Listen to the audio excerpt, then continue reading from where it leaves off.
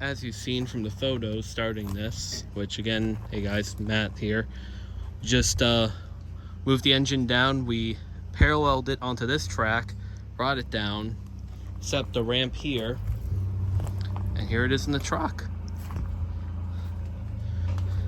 This is gonna look very good when it's rebuilt. Go around the other side.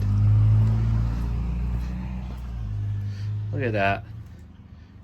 It's in there.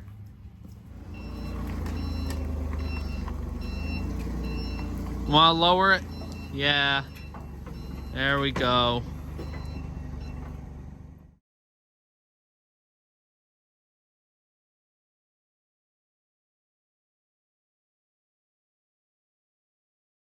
So, we're finally back at the shop. Here's the locomotive. I don't plan to start on working on it till next year, just because of the fact that it is a decent amount of work to do. I mean, there's other projects that need things done. I do plan on working on birdcage first thing next year to get it done. But locomotive's here now. It's secure. I didn't get many videos or film just because, you know, we were working the whole time. It's got a decent welder, but it's shot. Got a lot of problems, and you'll see some of the things with it. But I mean, otherwise, it's pretty solid. It will need a lot of work, and it is 18-inch gauge. Then we have the 2-foot, the 3-foot, and the standard gauge. All in one building. Well, there's 3-foot right there. But yeah. So got a lot to do. We also have time to do it, which is good.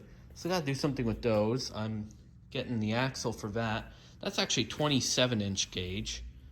I have no clue what I'm going to do it with 27-inch gauge right now, but I do have the equipment. I also have the meter gauge stuff. But yeah, the locomotive is here and secure.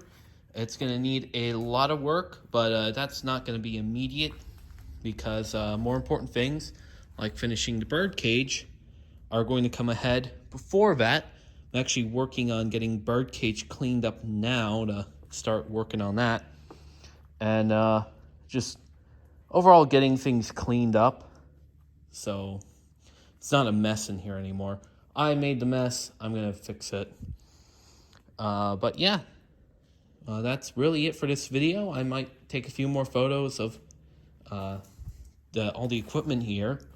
So, bye.